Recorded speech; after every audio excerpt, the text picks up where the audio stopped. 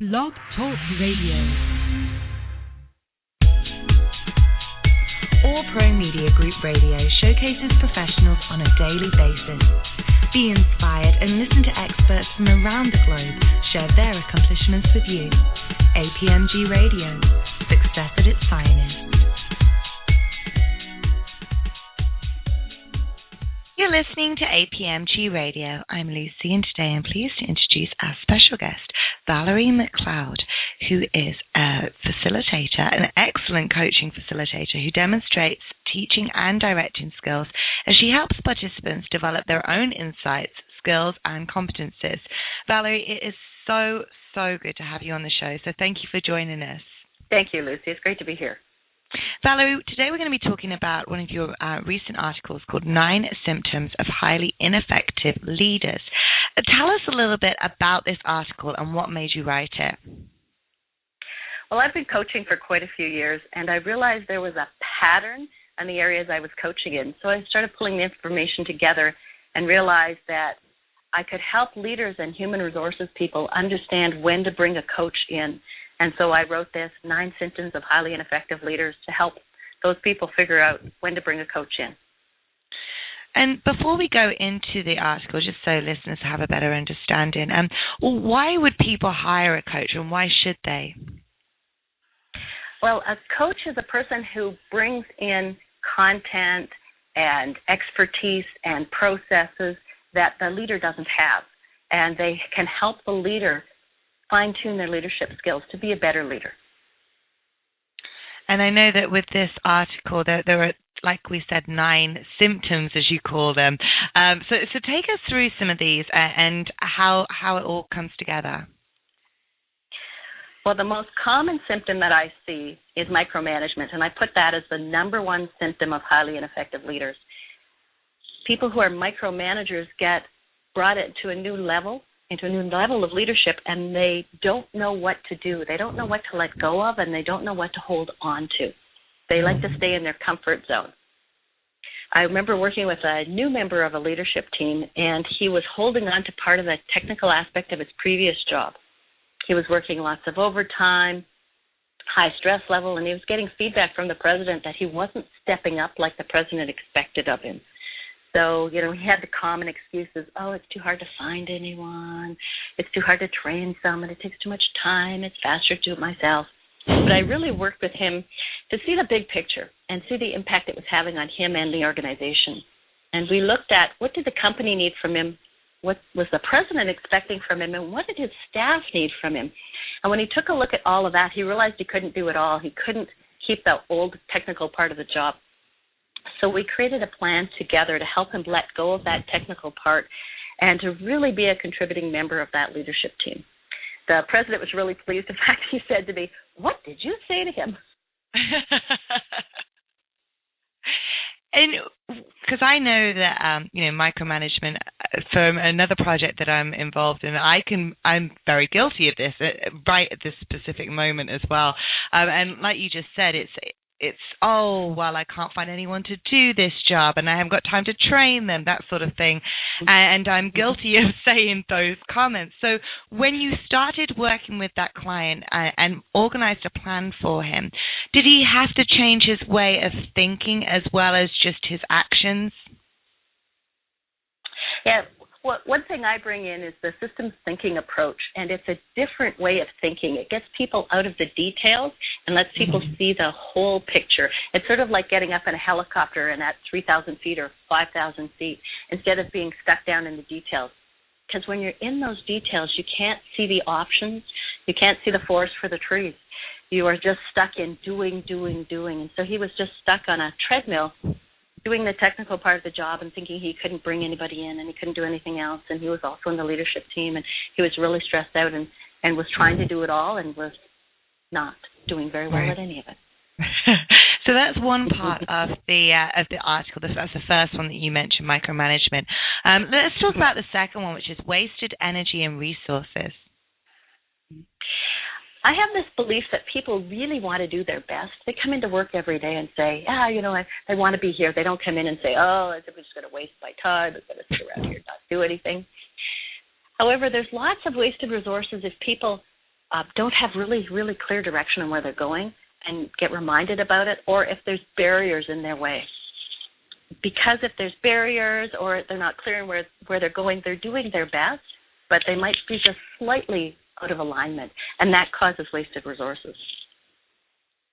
I remember working with Yep. Oh, no, continue on. Sorry, Valerie. Okay.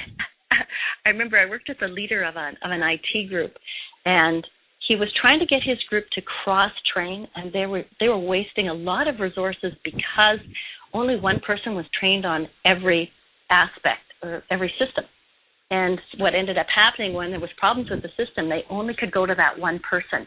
And if that person was away at a meeting or away on vacation, they had to do it long distance, or, it really was not very efficient, and the customers weren't very happy. So I worked with the manager and that group to talk about what were the changes that needed to be implemented because of this cross-training. And he had been trying for quite a while. He'd been getting resistance. He'd been getting excuses. So we talked about in any big change, there's losses associated with that change. And so after about 45 minutes of whining on the part of the group, they started talking about what their losses were. And it was interesting.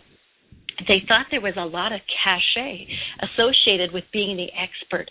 And, they had bragging rights associated with being called on their vacation and not being allowed to take more than 1 week vacation at a time. So they had to think about that and release that or think about it in a different way. So we created a plan for the cross-training, removed some of those barriers around how they were feeling about letting go of those losses. And the guy called me the next day, and he said that within 24 hours they had made more progress than him pushing at them in the last 6 months. Wow, that's incredible. Now, there have been many amazing things written about you and said about you, just from interviews I've read up on when obviously I'm doing my research before the show. And one of those things that has been said is that you're truly a masterful facilitator.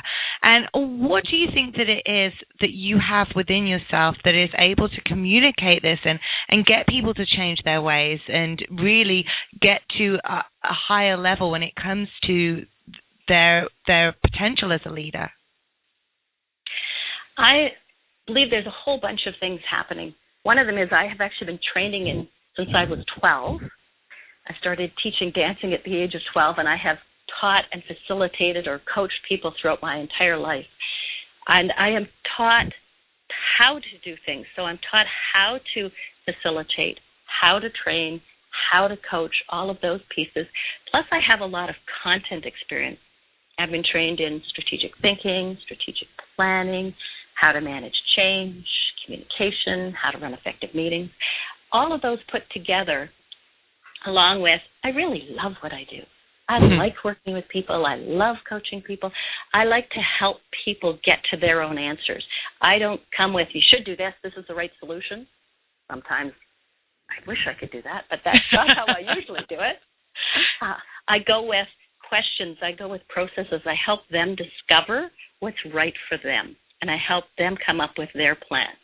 It's a lot of fun, and it's always different. When I go into a coaching situation, I never know where the conversation's going to go, so I have to have all of these pieces, and it's a lot of fun. It comes across in your voice how, your enthusiasm for your job. To me, it sounds exciting as well, because I can't imagine one day is the same as the next. The next part of the article is an analysis paralysis. So what does that mean? Analysis paralysis is where people just get frozen. They can't make a decision. And it's happened to all of us. And we just don't know what to do. We get so overwhelmed that we just get blocked. And there was actually an article in the Journal of American Medical Association that said that the more options people get, even if they're good options, frees people. So I have to help people to get out of the options and sort of see things differently, organize the data differently, to not just be stuck in the details, but project themselves forward and think about, what does the organization require? Have you noticed or have you seen that there has been a lot more, fear is the word because of the economy, because people, are losing their jobs, and they want to make sure that they're making the right decisions for the company. But I guess, have you noticed more a sense of fear from a leadership perspective? People are fearful, and what they tend to do is try to get more information, which makes it even worse, because then they become more overwhelmed. So they're thinking, by bringing all this information in, I can make a better decision. But by bringing all of that stuff in, they're actually getting more frozen, more locked up, and they're not able to make any decisions at all. They're getting a logjam happening. I remember working with one guy who was having to make some really important decisions around staffing, and they were going to be impacting people's lives. And he kept asking for more information because he thought that was going to help him make a better decision. But what ended up happening was it was stressing people out because he wasn't making decisions. The projects were being put on hold. People didn't know what was happening with their jobs. So what I needed to help him do was to see the data differently and get out of the details and organize it differently. So we started talking about what deliverables did the organization require from his department. And based on those deliverables, what projects and staffing and costs were associated. And we also took a look at people and their career goals, and balancing those together, he made some really good decisions for both the organization and the people involved. And finally, the projects got underway and people's stress levels went down. But because he had so much information, he was just overwhelmed and couldn't go anywhere. It must be very exciting to see that change, and to see when you've actually helped someone and they've listened to you and they take those next steps in order to make a difference. We're going to take a break now, and when we come back, we're going to be talking more about your article, 9 Symptoms of Highly Ineffective Leaders. I'm Lucy, and my guest today is Valerie MacLeod. We'll be back straight after the commercial break.